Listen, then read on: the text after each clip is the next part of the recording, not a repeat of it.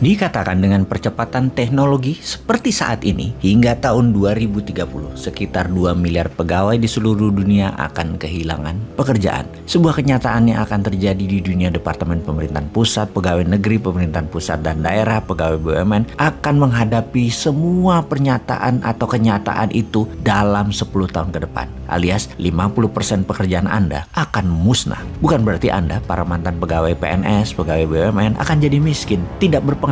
Tidak, mungkin malah lebih besar dari penghasilan Anda saat ini. Namun pastinya profesi Anda yang berubah. Sahabat, kita adalah manusia yang taat pada mimpi kita, bukan taat pada profesi tertentu. Mimpi kita mengajari anak misalnya, tidak selamanya kita harus jadi guru. Kemudian profesi kita melayani publik, tidak selamanya harus jadi pegawai negeri atau pejabat daerah. Kalau kebutuhan pegawai negeri sipil berkurang hingga 50% dalam 5 tahun ke depan, maka melayani masyarakat bisa dengan profesi swasta lainnya. Karena sekali lagi, di seluruh dunia 2 miliar profesi akan hilang dalam 10 tahun ke depan, akan digantikan yang lebih keren dan lebih menguntungkan. Sungguh, itu adalah sebuah kepastian. Yang jadi masalah adalah kemampuan Anda beradaptasi bisa atau tidak. Ingat, uang itu selalu tetap bahkan bertambah. Jika orang kaya miskin itu ternyata semakin jauh jaraknya, bukan karena uang beredarnya sedikit, namun pindah cara mendapatkan uangnya, pindah pasarnya, dan beberapa orang pandai memanfaatkan peluang tersebut hingga dia menjadi lebih kaya, dan yang lain tidak bisa melihat peluang tersebut sehingga menjadi lebih miskin. Itulah kesannya orang kaya dan jurang orang miskin semakin jauh jaraknya, tapi tidak karena uang beredar sedikit sekali lagi, tapi karena cara mendapatkan uangnya berbeda dan orang kaya tersebut berhasil tahu cara mendapatkannya. Saat ini orang yang kaya itu banyak, dan mereka yang kaya atau yang sukses itu adalah mereka yang adaptif terhadap perubahan kehidupan,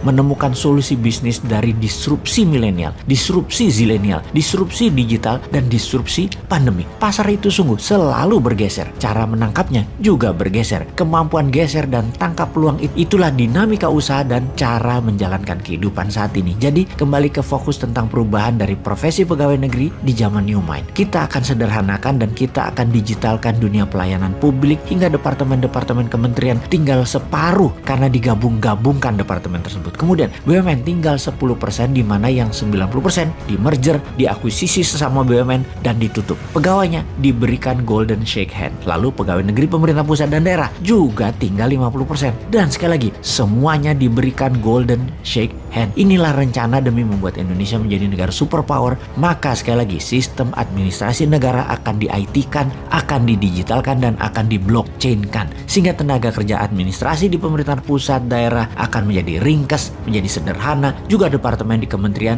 serta pegawai BUMN. Pastinya BUMN bukan lagi senjata ekonomi yang akan menjadikan rakyat Indonesia hanya pasar. BUMN bukan lagi kompetitornya UKM. BUMN bukan lagi akan di bawah kementerian. BUMN bukan lagi tempat para pengangguran, pemenang sukses pemilu. BUMN bukan lagi raja impor pembuang dolar, tetapi BUMN menjadi sarana agen perubahan yang mana jumlah pegawainya hanya sedikit karena semuanya berbasis IT. Pastinya ada 3 juta orang akan mendapatkan golden shake hand, pesangon, uang tali kasih. Bagaimana menghitung dan berapa yang mereka dapat? Cara perhitungan golden shake hand adalah lama kerja dikali 20 dikali gaji terakhir. Misalnya gajinya 5 juta sebulan. Lama kerja 10 tahun. Maka rumusnya adalah 10 tahun dikali 20 atau 200 dikali 5 juta. Maka dia akan mendapatkan 1 miliar rupiah. Sekali lagi, dia akan mendapatkan 1 miliar rupiah. Total dalam 5 tahun akan ada 3 juta pegawai, di mana negara akan menyediakan anggaran berjumlah 3.000 triliun untuk golden